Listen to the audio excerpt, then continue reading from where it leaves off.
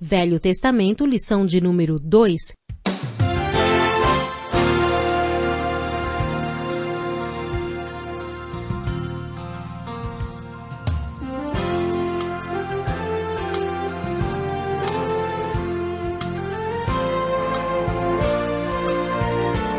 Vivemos em um mundo onde a onda de terror e desastres tentam roubar a nossa paz, onde o mal sempre está tentando prevalecer.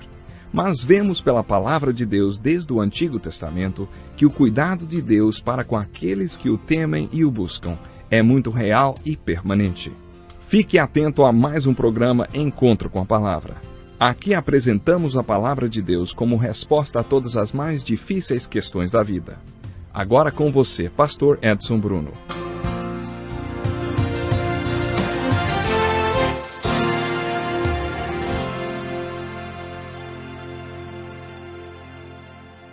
Assim como Jesus disse coisas que abriram o entendimento dos apóstolos sobre a Bíblia pela primeira vez, queremos compartilhar com você, antes de estudarmos todos os 66 livros da Bíblia, alguns fatos que esperamos revelem a Bíblia para você e que possam ajudá-lo a compreender melhor este livro. Seja bem-vindo a mais uma lição do programa Encontro com a Palavra, onde você vai fazer parte do mais importante estudo do mundo, pois estamos aqui estudando o livro mais importante do mundo, a Bíblia Sagrada. Eu gostaria de apresentar dessa vez algumas das coisas que Jesus mostrou aos apóstolos. No 24º capítulo do Evangelho de Lucas, encontramos algumas palavras muito interessantes. Mantenha em mente que estamos falando sobre nossa perspectiva da Bíblia, que nos ajudará a entendê-la. Jesus acabou de ressuscitar da morte e está caminhando com 2 homens na estrada de Emaús. Eles não reconhecem Jesus. Ele sabe que eles estão deprimidos e desanimados por causa da crucificação daquele que eles acreditavam ser o Messias. Jesus os repreende por não conhecerem melhor as Escrituras. Ele diz: vocês são tolos. Acham tão difícil acreditar no que os profetas escreveram nas Escrituras? Não foi claramente previsto que o Messias teria de sofrer todas essas coisas antes de entrar em sua glória? E a Bíblia nos diz, ouça. Então Jesus citou passagens e mais passagens dos escritos dos profetas, começando com o livro de Gênesis e continuando pelas Escrituras explicando o que significava cada passagem e o que os profetas disseram sobre ele, Jesus. Então ele diz: vocês não lembram quando eu disse que tudo que foi escrito sobre mim por Moisés e os profetas e nos Salmos é verdadeiro? Então suas mentes foram abertas para compreender as Escrituras. Qual era a verdade sobre as Escrituras que Jesus compartilhou com os apóstolos? Era simplesmente isso. Jesus Cristo disse: todas as Escrituras são a meu respeito. Foi esse o fato que revelou as Escrituras aos 2 discípulos. No 5º capítulo do Evangelho de João, versículos 39 e 40, ele disse as mesmas coisas aos líderes religiosos da época. Eles discutiam com Jesus sobre as declarações que ele fizera sobre quem ele era. E disse Jesus: vocês não precisam de provas se realmente quiserem acreditar que eu sou o Messias. Vocês têm muitas evidências. E ele listou várias evidências com as palavras de João Batista que tocavam em seu nome e as palavras do Pai no seu batismo, os milagres que ele fez. E Jesus continuou dizendo: vocês conhecem a Bíblia. Estão sempre estudando as Escrituras porque acreditam que se tornar mestre na Bíblia poderá lhes dar a vida eterna. E Jesus disse mais: todas as Escrituras apontam para mim, mas vocês não querem vir até mim para que eu possa lhes dar a vida eterna. Sobre esse anunciado, todas as Escrituras apontam para mim. O famoso teólogo Oswald Chambers diz que é a frase-chave de toda a Bíblia. Esse anunciado nos mostra o que a Bíblia trata. Não esqueça desse fato.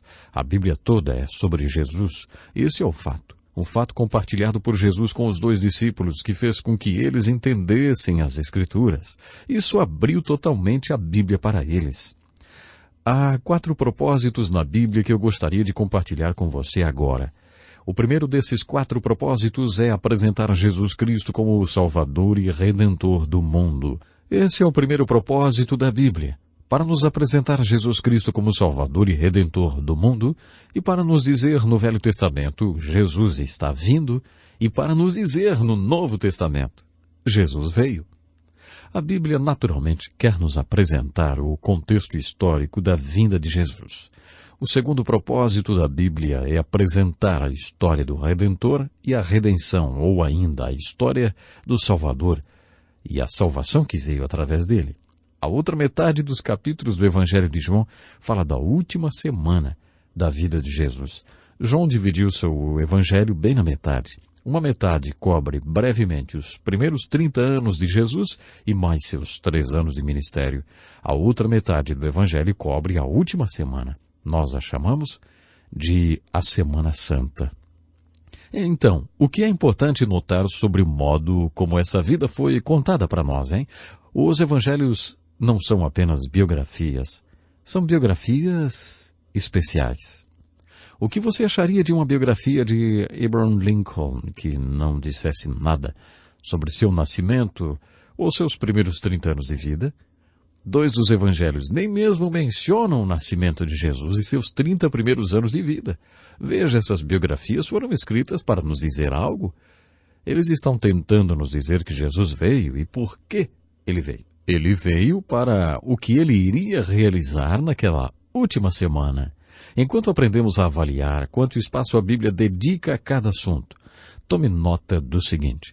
Existem ao todo 1.189 capítulos na Bíblia.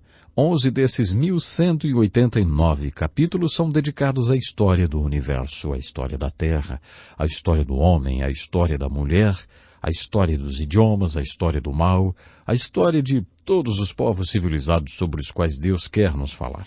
Tudo isso está apresentado nos primeiros 11 capítulos. Dependendo da sua filosofia sobre origens, esses primeiros 11 capítulos do Gênesis podem estar cobrindo milhões e milhões de anos.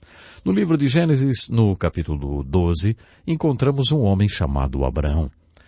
Começando no capítulo 12 de Gênesis até o capítulo 22 do Apocalipse, um total de 1.178 capítulos, todos esses capítulos falam sobre Abraão e seus descendentes, especialmente sobre aquele descendente através de quem todas as nações da terra foram abençoadas, o Messias, Jesus. A Bíblia está retratando cerca de 2.000 anos da história hebraica. O propósito da Bíblia não é ser o livro da criação, nos dizer como o universo e a Terra chegou até aqui, como o homem chegou até aqui, exatamente. E também o propósito da Bíblia não é uma história da civilização dos povos, vamos dizer assim. A Bíblia está interessada em uma única coisa, e ela aborda o assunto antes de chegar ao seu 12º capítulo. A Bíblia está interessada na apresentação da salvação da humanidade. Está interessada na redenção. Está interessada em nos mostrar como a salvação veio, como o Salvador veio, como o Redentor veio. Então isso nos leva direto para Abraão. De Abraão a Cristo. Isso é tudo que a Bíblia retrata. Esses são os 2.000 anos de história com os quais a Bíblia se preocupa. Um terceiro exemplo do espaço dado a certos assuntos poderia ser essa observação. Compare o tamanho do Novo Testamento com o do Velho Testamento. O Novo Testamento tem 260 capítulos. O Velho Testamento tem 929 capítulos. Visto que Deus é muito cuidadoso acerca de quanto de espaço Ele reserva para cada assunto, você não acha possível ou até óbvio que Ele nos diga alguma coisa mais importante no Velho Testamento, já que Ele nos deu 929 capítulos? O Novo Testamento tem 260 e ainda há muita gente que diz, não estou interessado no Velho Testamento. O Velho Testamento, isso é a Bíblia velha. Eu não ligo para nada do Velho Testamento, só me dê o Novo Testamento. Muita gente diz isso. Quando fazemos o estudo do Velho Testamento e logo depois estudamos o Novo Testamento, não é raro ouvir as pessoas dizendo, me avise quando vocês chegarem na parte do Novo Testamento para que eu possa me juntar a vocês. Eu não ligo muito para o Velho Testamento. Sabe, muita gente mesmo fala isso. Eu acredito que o Velho Testamento é a pura palavra de Deus. E nos 929 capítulos do Velho Testamento, Deus disse algo muito importante para nós. Eu espero que para você o Velho Testamento não seja um livro fechado. Esse é o tipo de coisa que Jesus compartilhou com os discípulos. Novamente, De acordo com o apóstolo Paulo, o próximo e muito importante propósito da Bíblia é: Deus nos deu a Bíblia através da inspiração para que o homem de Deus possa ser perfeito, completamente preparado para cada boa obra que Deus lhe atribuir. Podemos então dizer que a Bíblia não foi escrita para o incrédulo. A Bíblia foi escrita para o crente, aquele que crê. Exato, aquele que crê em Jesus Cristo e o segue. A Bíblia foi escrita para um homem e para a mulher que realmente querem ser homem ou mulher de Deus. Ele tem obras que ele quer que você faça para glorificá-lo. E para equipá-lo para essa tarefa, Deus lhe oferece 66 pequenos e inspirados livros que estão cheios de verdades que ele quer que você conheça. Deus deseja muito isso. O último propósito nós encontramos enfatizado em um livro da Bíblia, o Evangelho de João, o qual é endereçado ao incrédulo. Quando João escreveu o quarto evangelho, ele disse: os discípulos de Jesus o viram fazer muitos milagres, além dos que lhes tenho contado nesse livro, mas estes estão registrados para que acrediteis que ele é o Messias, o Filho de Deus, e que acreditando nele tereis vida. João queria que tivéssemos a vida eterna, que significa a quantidade, a qualidade de vida que Deus quer que tenhamos. E foi com esse fim que João queria, realmente, que nós soubéssemos que Jesus veio e que soubéssemos quem Jesus era. João também queria que soubéssemos o que significa a fé. Ele disse: eu escrevi essas coisas sobre Jesus para que vocês que não creem possam examinar os relatos dos sinais milagrosos do que Jesus fez e assim vocês possam crer que Jesus, o Jesus histórico, era Cristo, o Filho de Deus. Se vocês crerem nisso, algo acontecerá com vocês, e como resultado disso, vocês terão a vida eterna. Esse é o único livro dos 66 livros da Bíblia que está, de alguma forma, direcionado ao incrédulo. Eu acho que podemos resumir o último propósito dizendo o seguinte: Deus tem apenas uma mensagem para o incrédulo, de acordo com a Bíblia, e essa mensagem é: arrependa-se e creia no Evangelho. Há boas novas, sim, as boas novas que Jesus Cristo, ele veio, pagou o preço para que você possa ter a certeza de vida eterna. Depois que o incrédulo se arrepender e crer no Evangelho, Deus tem 65 pequenos livros santos, cheios da verdade, para o crente. Portanto, a Bíblia tem 4 propósitos: apresentar Jesus Cristo, apresentar a história de Jesus Cristo, para que o incrédulo creia e para que o crente seja aperfeiçoado. Ficarei feliz se você conseguir responder a essas perguntas. Quem escreveu os livros da Bíblia? Quando eles foram escritos? Em que língua eles foram escritos? Nós temos algum dos manuscritos originais? Quem conservou esses livros? Quem traduziu esses livros para a nossa língua? Quem fez a seleção desses livros e os colocou nessa coleção de pequenos livros sagrados? Quem autorizou o homem a fazer essa seleção? Quando essa seleção foi feita? Quem juntou os livros e os organizou na Bíblia como ela é hoje? Para responder a algumas dessas perguntas, gostaria de considerar primeiramente a autoria da Bíblia. Quem escreveu a Bíblia? Já disse antes que foi Deus quem escreveu esse livro. De certa forma, nós já respondemos a essa pergunta usando a palavra inspiração. Através do milagre da inspiração, Deus usou o homem para escrever esse livro. Portanto, foi realmente Deus quem escreveu esse livro. Existem 2 expressões que precisamos compreender quando nos referimos a Deus escrevendo esses livros. O primeiro é revelação. Ele revela a verdade através da natureza, ou até pessoalmente, através do Espírito Santo. Deus usa vários meios para nos revelar a verdade. A inspiração se refere ao que os teólogos chamam de revelação especial. A Bíblia é a revelação especial de Deus. Ela tem um começo e um fim. Por cerca de 1.600 anos, Deus inspirou o homem a escrever esses livros. Por volta do ano 90, quando João escreveu o Apocalipse e determinou um período para aquela revelação, ele disse que se alguém tentasse mudar alguma coisa do livro, Deus faria com que sofresse as mesmas pragas do livro. E João avisou que nada deveria ser cortado do livro. Quando aquela revelação especial acabou, a inspiração acabou. Foi um milagre. Por isso o nome Revelação Especial. Sabe, às vezes isso levanta uma dúvida. Será que Deus ainda revela alguma coisa pessoalmente? Deus fala comigo pessoalmente? É claro que sim. Aí você pergunta, qual é então a mais importante? A revelação pessoal ou a revelação especial? Eu acredito em revelação pessoal, assim como acredito na revelação especial. E entendo que a revelação especial tem maior autoridade do que a revelação pessoal. Se alguém vem até mim e diz, olha, eu vou deixar a minha esposa. Se Moisés a conhecesse, faria um novo mandamento. Ela é impossível.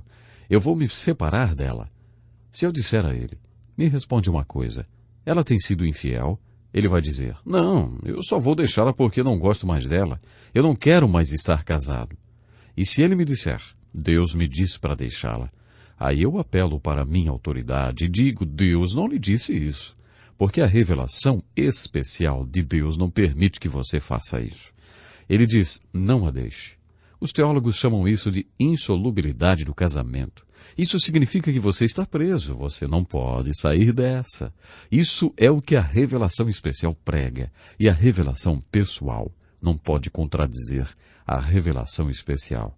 Eu acredito bastante na revelação pessoal, mas nós precisamos ter algumas precauções que eu não posso deixar de mencionar. Seja muito cuidadoso quando disser as palavras, Deus me disse. Muitas vezes, quando dizemos Deus me disse, Ele realmente não disse foi nada. Estamos apenas endeusando o nosso próprio gosto ou opinião pessoal. Estamos tomando a última palavra. Hoje, acredito que o mundo está colocando muita ênfase em palavras como racionalismo, razão, lógica e humanismo. Quando você se torna cristão, não quer dizer que você se torne irracional, ilógico ou desumano. A diferença entre o crente que realmente acredita nas Escrituras, que realmente acredita que a Bíblia é a palavra de Deus, e as pessoas que colocam ênfase na razão e na lógica, no racionalismo e no humanismo, é simplesmente que, às vezes, essas pessoas substituem a revelação por razão e lógica. Também tenho de dizer que o homem escreveu esses livros. Vários homens escreveram esses livros. Esses homens eram reis, pescadores, pastores, generais, líderes políticos. Um era médico, outro era coletor de impostos. Eles eram homens de todo tipo. Se você estudar a história de como esses homens juntaram os livros da Bíblia, você terá que concordar com o poeta Dryden, que fez a seguinte pergunta. De que lugar, senão do céu, poderiam homens sem habilidades artísticas nascidos em épocas diferentes, vindos de vários lugares, tecer tais verdades concordadas?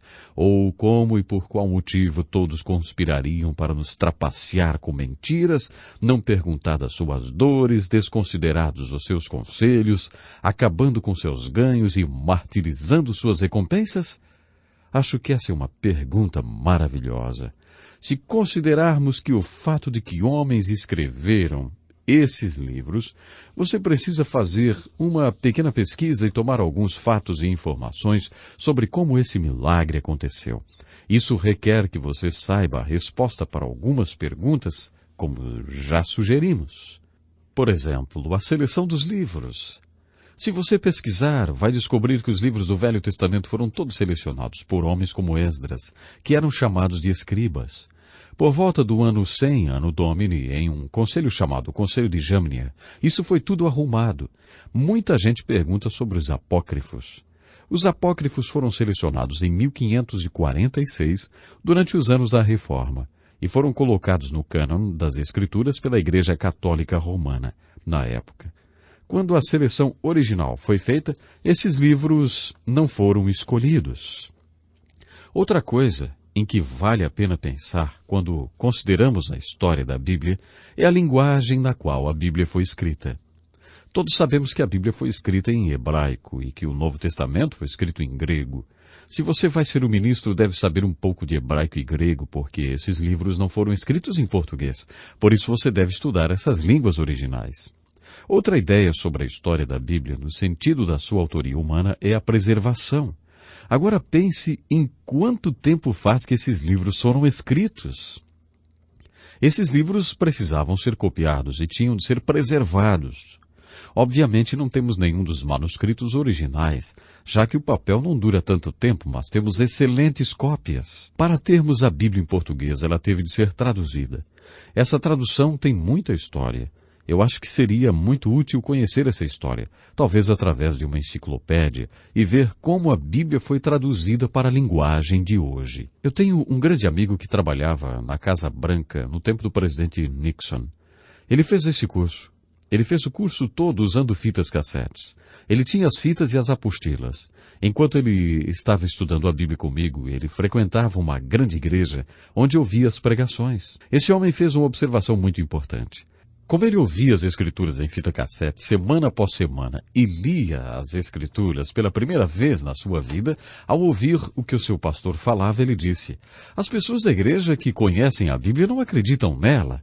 E as pessoas que acreditam na Bíblia parece que não conhecem a Bíblia. Ele chegou à seguinte conclusão: eu acredito na Bíblia e vou aprender algo dela. Ele foi para o seminário e completou um ano de estudos e agora ele acredita na Bíblia e conhece a Bíblia. Eu acho que ele fez uma boa observação. Um outro ponto muito importante quando consideramos a história da Bíblia é essa questão de inspiração. Como você sabe que a Bíblia é a palavra inspirada de Deus? Jesus nos disse que só existe um jeito. Ele diz: se qualquer homem o desejar, ele saberá. Não se prova que a Bíblia é a palavra de Deus estudando línguas semíticas ou indo para um seminário. Jesus sempre colocava dessa forma. Quando ele encontrou os apóstolos, ele se virou para eles. Viu que eles o estavam seguindo e disse: o que vocês querem? Eles disseram: onde você mora, Rabi? E Jesus respondeu: venham e vejam. Está escrito que eles vieram e viram onde ele morava e habitaram com ele. Todos nós sabemos o resto. Está escrito: eles morreram por ele, devido ao que viram quando firmaram o compromisso de ir e ver. Foi dessa forma que Jesus provou que a sua palavra era a palavra de Deus. Ele disse: venham e vejam. O intelectual sempre diz: quando eu souber, então eu farei.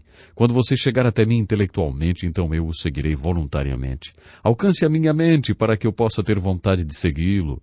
Jesus sempre diz: não, pelo contrário. Tenha vontade de me seguir agora, que eu vou lhe convencer depois. Se você fizer isso, Jesus disse, então você saberá. As pessoas vêm repetindo por anos: ver para crer. Mas Jesus e as Escrituras consistentemente nos dizem não, crer para ver. Davi disse: eu teria desmaiado se não tivesse acreditado em ver a bondade de Deus na terra dos vivos. É assim que você pode provar que a Bíblia é a palavra inspirada por Deus. Você deve se comprometer a ir e ver. E quando você vier e ver, você fará o compromisso de fazer a vontade de Deus que está revelada nas Escrituras. Fazendo a vontade de Deus como está revelada na palavra de Deus, você será seguido pelo conhecimento ou por uma completa convicção de que essa, de fato, é a palavra de Deus. Novamente, exatamente como Jesus compartilhou alguns fatos sobre as Escrituras que abriram a palavra de Deus aos apóstolos, eu espero que essas lições compartilhadas aqui tenham servido para não só abrir as Escrituras para você, mas para fazê-lo entender melhor a palavra de Deus, que vai transformar a sua vida. Esse é todo o tempo que nós temos hoje. E esse tempo é muito precioso. Eu estou realmente ansioso para o nosso próximo encontro e espero que você também esteja. Portanto, lhe espero. Até lá. Que lição importantíssima. Obrigado, Pastor Edson Bruno. Prezado ouvinte, coloque em prática o que você ouviu aqui.